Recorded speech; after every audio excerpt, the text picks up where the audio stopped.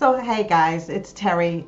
We're, believe it or not, almost at the end of the year. And one of the things that I'm getting asked an awful lot is, Terry, what should we expect for next year? First, I got to put out a disclaimer, everyone.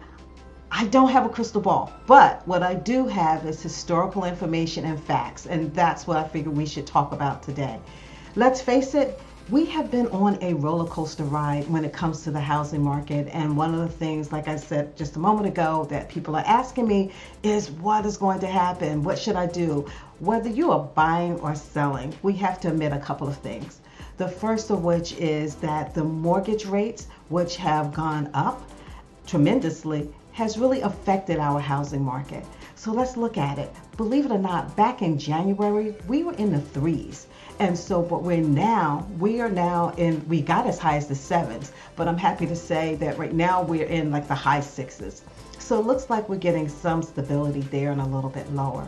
But because that the interest rates have actually doubled, which has never happened before in a year, believe it or not. So we're in uncharted territory about what's going on with interest rates. And we can see it reflected in the housing market. One, we've had you buyers pulling back to decide whether or not you're going to continue to look for a house or if you're going to rent.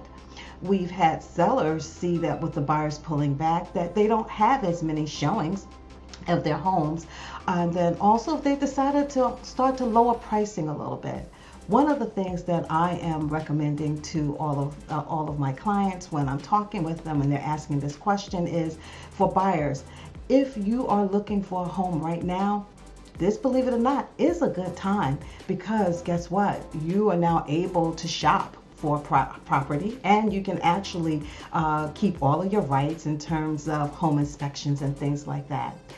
For my sellers, when it comes to whether or not you should put your house on the market, well, you have to look at your finances and you have to decide that if you want to put your house on the market, then what we would need to do is really sit down and make sure that we're putting it on at its best and at the proper pricing. So we sit down and do a really hard price analysis so that you can make a decision. But going on about what else is coming for in the future, they're thinking that possibly there's a recession on the horizon.